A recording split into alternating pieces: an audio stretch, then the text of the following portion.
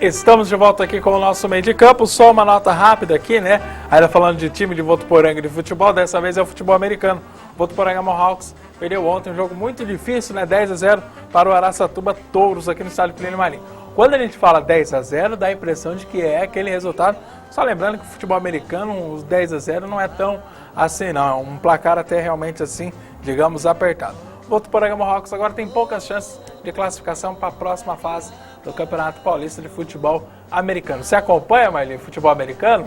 Não acompanho muito não, né? A gente vê as notícias na televisão, nas notícias em rádio, jornal, mas é um esporte interessante, é um esporte de contato, é um esporte de pessoas que têm que estar bem treinada, bem condicionada fisicamente, tem que ser atletas de verdade para poder participar do futebol americano. E 10-0 não é goleada não é que nem futebol, que é 3-0, 4-0 que fala que é goleada. Futebol americano fica em 30, 40, né, de diferença, de ponto de diferença. 10-0 foi um placar até certo ponto bom para o Votuporanga que está começando no esporte. E ainda para falar a verdade, essa vantagem só foi construída no último tempo, né, digamos assim. Você acompanha, Marcelo? Rapaz, eu não acompanho o futebol americano. Eu só cheguei no campo no sábado, eu vi tudo marcado lá para jogar o futebol americano. Mas assim, não conheço muito não, mas eu acho, assim, na televisão a gente acompanha aí os times americanos, mas eu acho um esporte muito legal e é legal que Votuporanga, a Secretaria de Esporte, está dando esse incentivo para o futebol americano para surgir mais oportunidades e tirando cada vez mais essa molecada da rua. Vamos lá, o 10-0, digamos assim, é 1-0 no futebol, pessoal. É 1-0 e assim, lá com gols 35, 38, quem sabe 45 do segundo tempo. Agora vamos falar de Campeonato Paulista, da categoria principal, vamos falar do Ituano, que foi campeão nesse domingo, num jogo emocionante. Quem estava torcendo para o Ituano sofreu, quem torceu para o Santos sofreu, e depois acabou sofrendo mais ainda com a derrota. Vocês estavam de que lado ontem? Torcendo para o Ituano, para o Santos? Olha, eu torci para o Ituano porque é um time do interior, é um time que faz um trabalho importante. A gente sabe que o futebol do interior, de alguns anos para cá, a Federação Paulista de Futebol criou até certo ponto um descaso com o futebol do interior. E o futebol do interior tem que provar o contrário para a Federação Paulista de Futebol. Foi assim com o Penapolense já do ano passado, esse ano. O Botafogo de Ribeirão Preto está ressurgindo forte. Enfim, agora o Ituano, campeão paulista, em tempos mais atrás, Bragantino, Novo Horizontino, né, que disputava a primeira divisão. Então eu acho que mais do que nunca o futebol do interior tem que ser muito forte para mostrar realmente para a Federação Paulista de Futebol que o interior merece e tem que ter uma atenção mais especial por parte da Federação para mim, do futebol. Para mim o Ituano foi campeão com justiça, foi um título legítimo para o Ituano, um time que ficou 6 jogos sem tomar nenhum gol, né? É mérito de um setor defensivo, mas muito mais mérito para um treinador jovem que está começando sua carreira, como o Doriva. Inhandeara deve estar em festa, né? O Doriva é de Inhandeara deve estar em festa com este título do Ituano, esse título especialmente do Doriva, campeão pelo Ituano como técnico, começando aí uma carreira de treinador no profissional. A gente conversou com um tio, né, do Doriva, aliás, a mãe do Doriva disse que só ia comentar com a gente depois do jogo, estava muito nervosa. E o tio do Doriva falou assim, eu sonhei que o Ituano ia ser campeão com 1-0 ali, com gols 42. Não foi bem do jeito que ele queria o sonho, acho que foi até um pouco mais dramático, mas de certa forma, em Andeara ontem deve ter feito bastante festa. Parabéns aí para a família do Doriva que está nos acompanhando, né? O pessoal já até sabia no nosso meio de campo. Marcelo, você estava torcendo para quem ontem? Pode falar, torcida? Pode não, na verdade, eu não sou santista não, cara. Mas a gente tem um sócio nosso, né? Um parceiro que é o Thiago Ribeiro lá no Santos, que é sócio da Votuporanguense. Então a gente estava torcendo para que o Santos ganhasse o jogo, para que o Thiago tivesse êxito, acabou saindo machucado da partida. Mas torci para o Santos justamente por causa do Thiago. Fiquei feliz também que o Ituano foi campeão por ser um time do interior e saber que o interior tem muita dificuldade para tocar o futebol, mediante até o que o Margiotti falou aí, algumas coisas da federação. Mas, na verdade, a gente estava torcendo para o Santos por causa realmente do Thiago, que é um amigo da gente e é um jogador que é nosso sócio aqui da Votuporanguense, então a gente tem que torcer para que o futuro dele seja cada vez mais brilhante. E a região com contraste, né? Inhandeara fazendo festa, Ponte Gestal triste. Ponte Gestal triste. Com o Thiago Ribeiro, que é de Ponte Gestal. Então, Doriva fazendo festa com Inhandeara, Foi um gestal triste com o Thiago Ribeiro. E foi um jogo bastante equilibrado, né, digamos assim. O primeiro tempo um pouco truncado, um jogo até um pouco chato, digamos assim. Mas o segundo tempo não, o Ituano mostrou realmente para que veio. Agora, decisão por pênaltis. Dá um pouco de medo, até pra gente que não estava torcendo, né, a gente que não estava envolvido, dá um pouquinho de medo, né, Margem? Olha, é uma decisão, talvez mais responsabilidade para o Santos do que para o Ituano na decisão por pênaltis. Por quê? O Santos é o Santos. É o Santos de Pelé, é o Santos de Robinho, é o Santos de Neymar. É o Santos que estava lá naquela hora para defender, para tentar vencer o Ituano em pênalti. Se você for analisar a decisão por pênalti, o Ituano teria que ganhar mesmo, porque a obrigação do Santos teria ganhar no tempo normal, pelo time que tem. Claro que futebol não se resume só numa situação. O Ituano jogou bem, eu repito, mereceu o título. Mas a obrigação do Santos seria ganhar com bola rolando. Na hora que foi para a cobrança de penalidade, eu praticamente tinha certeza que o Ituano sairia campeão. Apesar que o Santos foi muito bem nas cobranças de penalidade. E aí na última penalidade o goleiro do Ituano realmente fez uma grande defesa. E eu até achei engraçado que o árbitro foi correndo para pegar a bola, que ele encerrou, ele abraçou a bola e falou, não, essa bola é minha, eu vou levar de lembrança do título do Ituano contra o Santos aqui no Pacaembu. E justiça seria feita, falando com o goleiro agora, que é o Marcelo, foi com o pé ali, né, Marcelo, a defesa. Rapaz, eu acho assim, o Doriva foi uma peça muito fundamental, mas eu dou um grande destaque para esse menino, para esse goleiro aí, que veio fazendo milagres do decorrer do campeonato. E ontem, ao meu ver, ele garantiu o resultado e, na verdade, o pessoal fala, pênalti é sorte. A sorte não, é competência, é frieza. Eu acho que ele esperou até o último minuto. O jogador do Santos quis bater no meio do gol, acabou tirando um pouco e ele acabou fazendo a defesa. Eu acho que méritos total para o goleiro do Ituano. Eu acho que ele é um dos grandes responsáveis para o Ituano ter sido campeão paulista. Marcelo, você que foi goleiro, jogou na Portuguesa, jogou no América de Rio Preto, várias equipes do futebol brasileiro. Em termos percentuais, qual é o percentual para quem vai bater e para quem vai defender?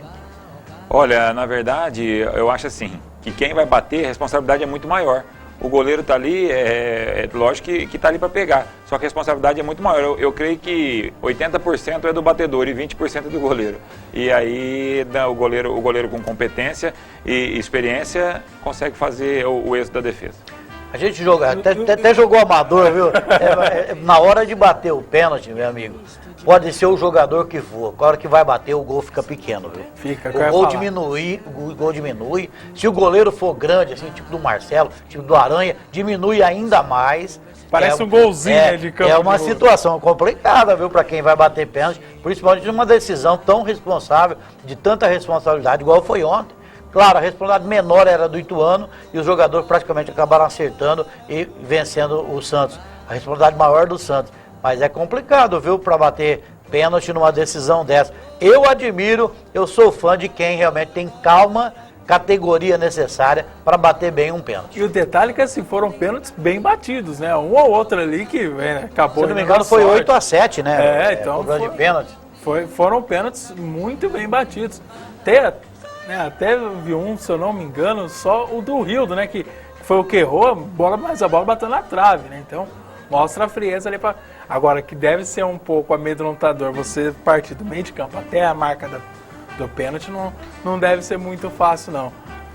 Falando rapidamente aqui, Marginho, ainda falando desse título ainda, e é uma injustiça, né? Porque o Ituano agora disputa a Série D do Campeonato Brasileiro.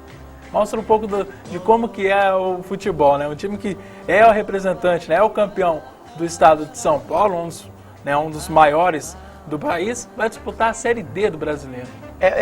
Até certo ponto uma incoerência, né, da CBF, de quem comanda o futebol brasileiro.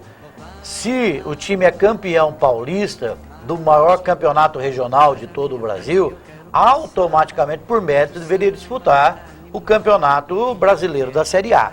No entanto, o Ituano, que já vinha disputando a Série B, vai continuar disputando a Série B. Então, quer dizer, eu acho uma incoerência da CBF, deveria dar o mérito, você foi campeão, você está incluído na Série B. Mas daí vem CBF, vem departamento técnico da CBF, vem Clube dos 13, vem o interesse pessoal, dos cartolas, né? Por isso que o Ituano hoje vai continuar, mesmo campeão paulista, vai continuar disputando a Série B. Para mim, é uma aberração do futebol. Concorda, Marcelo? Na verdade, assim, o Ituano está disputando a Série D. Eu acho muito inferior ao futebol que o Ituano prestou. Só que você imagina, se todo time estadual que for campeão pleitear uma vaga na Série A do Brasileiro. É complicado isso aí. Eu acho que deveria ter algum campeonato extra ali, os campeões da série, os campeões do seu estado, que não disputam a Série A, fazer um quadrangular e encaixar aí mais dois times ou 4 no Campeonato Brasileiro. Porque para encaixar todos os clubes do seu estado campeão ficaria difícil, mas poderia ter pelo menos um octogonal ou um quadrangular dos times para poder garantir mais vagas no Campeonato Brasileiro. Na verdade, a CBF mantém o acesso da Série D, C, B e A do Campeonato Brasileiro, independente de quem é campeão dos seus estados. Paulista, Mineiro, às vezes o Uberlândia, por exemplo, pode ser campeão mineiro e disputar a Série D do Brasileiro também, né? Então, quer dizer, a CBF mantém o acesso, mesmo independente de quem seja campeão regional ou campeão dos seus estados. Tá certo isso? Talvez não tá, mas é uma forma da CBF organizar os campeonatos. Eu acho, por exemplo, que teria mais motivação para qualquer equipe ser campeã regional se existisse a vaga garantida no Campeonato Brasileiro da Série A. Sem contar o custo, né? O custo do campeonato. Você pega um campeonato da Série D, você joga contra o Rio Branco do Acre, você joga contra o Independente do Amazonas. Então o custo é muito alto. Uma equipe que não tem uma estrutura não tem nem condição de disputar, porque você vê, para gente que vai aí em São Paulo com 25 atletas, a gente gasta um dinheiro que já é preocupante. Você imagina em Manaus, aéreo, hotel, para um elenco para 30 pessoas. E o problema é que você está em Manaus hoje, aí no próximo domingo você tem que estar no sul, né? Você já tem que dar aquela mudada rapidamente no nosso mapa. E tem um detalhe ainda, falando a respeito do Campeonato Paulista, Brasileiro, enfim, a Federação Paulista de Futebol, dentro do Campeonato Paulista, destina 1,5 milhão por campeonato para os times da A1. Destina, se não me falha a memória, o Marcelo pode me corrigir, 350 mil para os times da A2. E destina apenas 90 mil reais para os times da Série A3. E a CBF... 80, Márcio. 80 mil. 80 mil. Deveria ser o contrário, né? Deveria ser o contrário. A CBF também.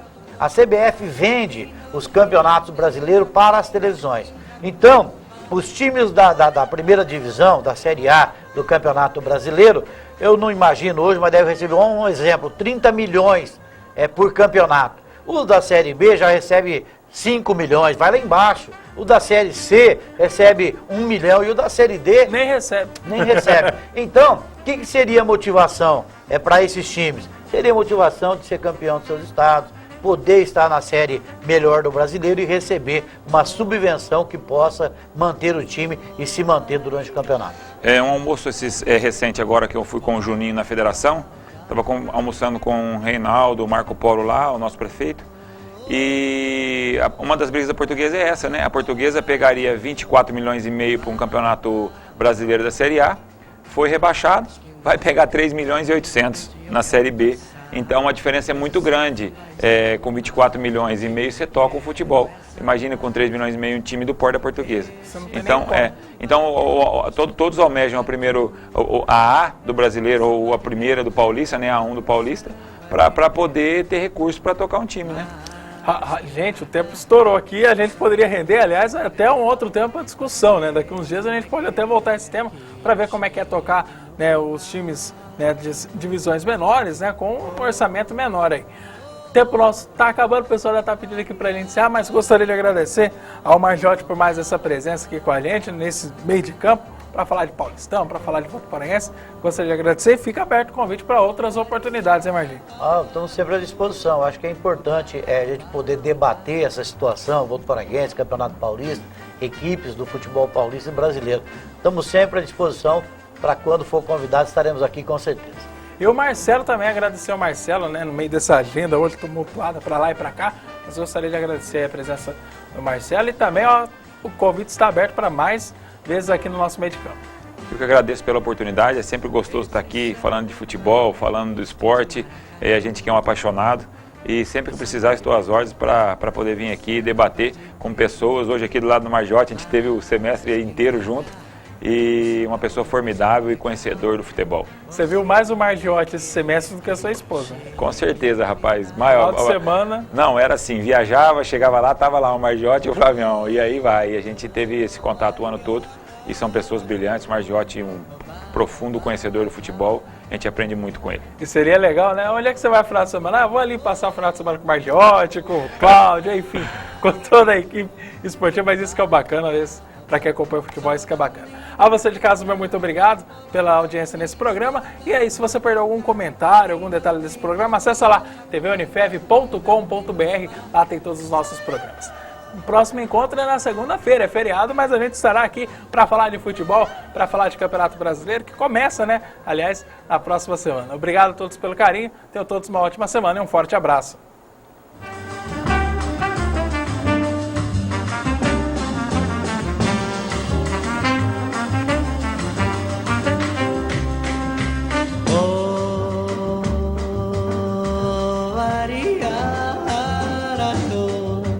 Bye.